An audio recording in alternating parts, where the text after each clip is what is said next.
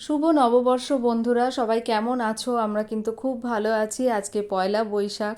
তো পয়লা বৈশাখে সারাটা দিন কিভাবে কাটালাম সেটাই তোমাদেরকে দেখাবো।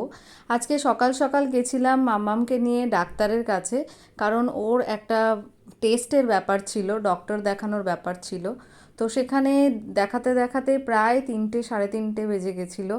তো তখন আমাদের প্রচণ্ড খিদে পেয়ে গেছিলো। আমরা চলে গেছিলাম পয়লা বৈশাখ সেলিব্রেশন বলো বা যাই বলো, খাওয়া দাওয়া বলো, চলে গেছিলাম কারিমসে। কারিমসের এটা হচ্ছে চিনার পার্কের ব্রাঞ্চ। কারিমস বিভিন্ন জায়গায় আছে, বাট এখন অবধিও আমার কিন্তু একবারও খাওয়া হয়নি।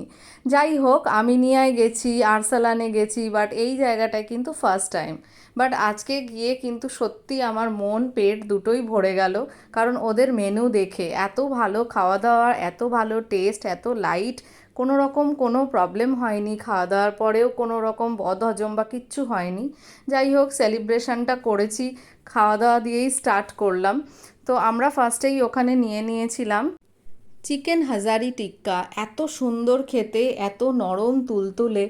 আমার কিন্তু ফার্স্ট টাইম এটা আমি ট্রাই করেছিলাম, অসাধারণ, জাস্ট অসাধারণ লেগেছিল।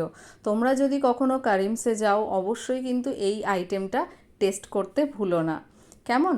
আমরা এরপরে যে মেন আইটেম নিয়েছিলাম সেটা হচ্ছে মাটন দাম বিরিয়ানি।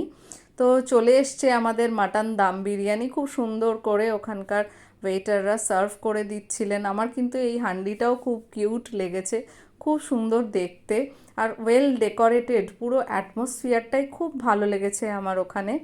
যাই হোক, খাবারের কথায় ফিরে আসি। মাটনটা ছিল একদম নরম তুলতুলে, অসাধারণ টেস্ট বিরিয়ানির। সব মিলিয়ে কিন্তু 100তে 100 আমি দেবো, কারণ এত ভালো খেয়েছিলাম। তারপরে তো ছিল, এমনিতেই খিদের পেট ছিল, সারাদিন সেইভাবে কোনো কিছু খাওয়া পড়েনি, কারণ সেই সকালবেলা ডক্টর দেখাতে বেরিয়েছিলাম বাচ্চাকে। তারপর এই বেলা 4টের সময় খাবার জুটলো। যাই হোক, আমরা ওখান থেকে খাওয়া দাওয়া করতে করতে সন্ধে হয়ে গেছে। সিটি সেন্টার 2 ছিল রাজারহাটে, একদম খুব কাছাকাছি। ওখানে চলে গেছিলাম একটু ইভিনিংয়ে একটু টাইম স্পেন্ড করতে।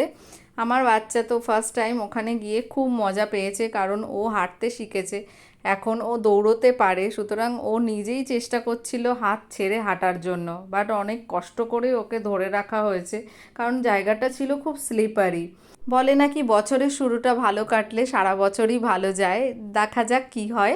যাই হোক, আমাদের এবার ফেরার পালা। আমার বাচ্চা তো ততক্ষণে ঘুমিয়েই কাদা হয়ে গেছে। তো ভিডিওটা ভালো লাগলে অবশ্যই লাইক কমেন্ট করে সাবস্ক্রাইব করে দিও আমার চ্যানেলটা। Thank you.